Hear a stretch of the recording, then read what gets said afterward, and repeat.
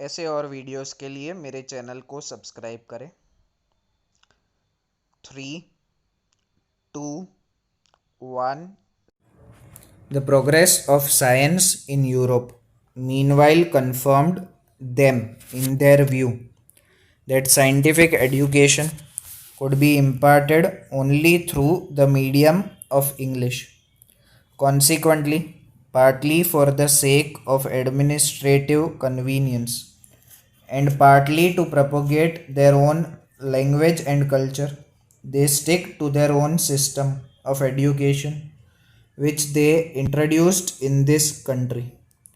There is no doubt that the education received by our earlier generation was based on this very system.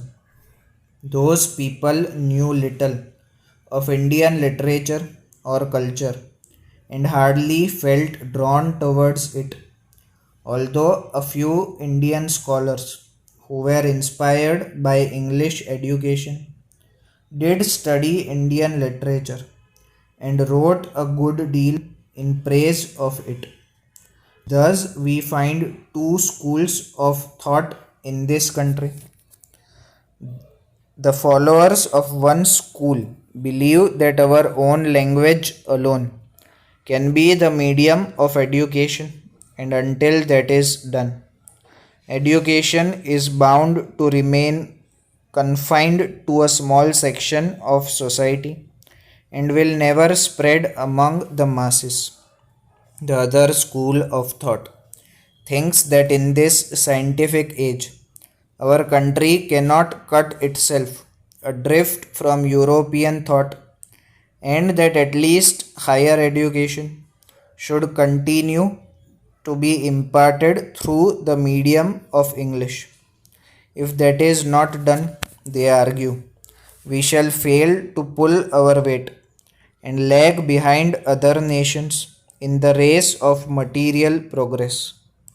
These views, as a matter of fact, apply not only to the medium of instruction, but actually to the whole system of education. Our people have responded more and more to the call of education during the last 50 years, and this is evident from the phenomenal increase in the number of educational institutions.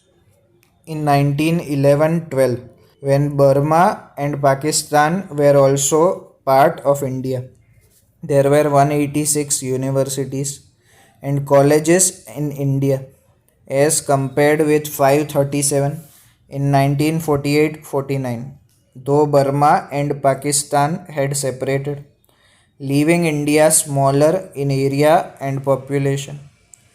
It is clear from the figures that there is a widespread demand for educational facilities. This demand is no longer confined to towns alone, but is evident among people of the rural areas also. One result of this spread of education has been that many educated people find themselves unemployed.